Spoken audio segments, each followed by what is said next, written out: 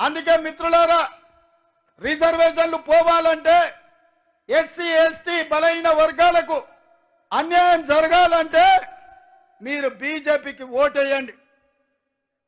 దళితులు, గిరిజనులు, బలైన వర్గాలు, మైనార్టీలు, మహిళలు బాగుపడాలంటే, నిరుద్యోగ యువకులకు ఉద్యోగ ఉపాధి అవకాశాలు ఉండాలంటే రిజర్వేషన్లను కాపాడి రిజర్వేషన్లను పెంచాలి అనంటే ఇవాళ మీరు కాంగ్రెస్ పార్టీకి అండగా నిలబడండి. మీరే నిర్ణయించుకోండి. మీ భవిష్యత్తు మీ చేతుల్లో ఉంది.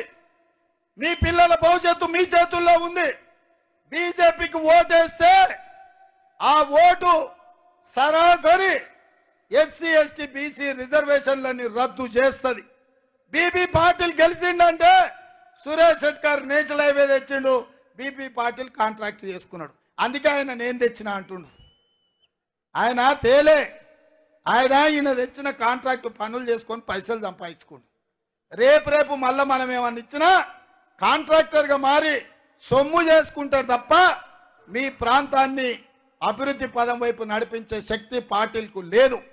అందుకే మిత్రులారా, మీ అందరూ ఇంత ఆలస్యమైన సురేష్ శెట్కర్ని గెలిపించడానికి ఇక్కడ వేలాదిగా ఉండి కాంగ్రెస్ పార్టీకి అండగా నిలబడ్డందుకు మీకందరికి మనస్ఫూర్తిగా ధన్యవాదాలు తెలియజేస్తూ, మీరందరూ 1,00,000 మెజార్టీతో గెలిపించడానికి సిద్ధమేనా? సిద్ధమేనా? సిద్ధమేనా? సిద్ధమేనా?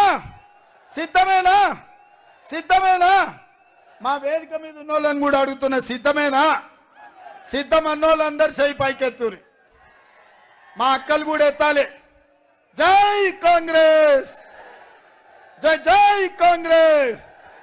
హస్తం గుర్తుకే, హస్తం గుర్తుకే.